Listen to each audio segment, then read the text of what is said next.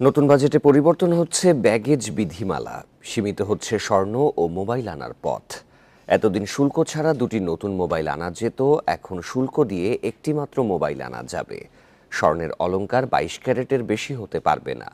নতুন এই সিদ্ধান্ত বৃহস্পতিবার থেকেই কার্যকর।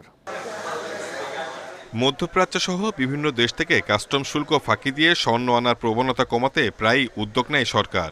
এরই ধারাবাহিকতায় নতুন বাজেটে ব্যাগেজ নীতিমালা পরিবর্তনের প্রস্তাব অর্থমন্ত্রীর। প্রস্তাব অনুযায়ী বিদেশ থেকে আগত একজন যাত্রী পরিদেহ বা অপরিদেহ অবস্থায় সর্বোচ্চ 22 ক্যারেটের 100 গ্রাম স্বর্ণ আনতে পারবেন, রূপা আনতে পারবেন 200 গ্রাম, তবে 24 ক্যারেটের স্বর্ণ গলিয়ে আনতে পারবেন না। এতদিন শুল্ক ছাড়া দুটি ও শুল্ক দিয়ে 6টি মোবাইল আনা যেত, এখন 3টির বেশি মোবাইল আনা যাবে না। শুল্ক দিয়ে একটি মাত্র মোবাইল আনা যাবে। ফোনের জন্য শুল্ক দিতে হবে 25,000 টাকা। নতুন নিয়ম অনুযায়ী বিদেশি পাসপোর্টধারীরা সর্বোচ্চ 1 লিটার পর্যন্ত মদ আনতে পারবেন, তবে বাংলাদেশিরা তা পারবেন না।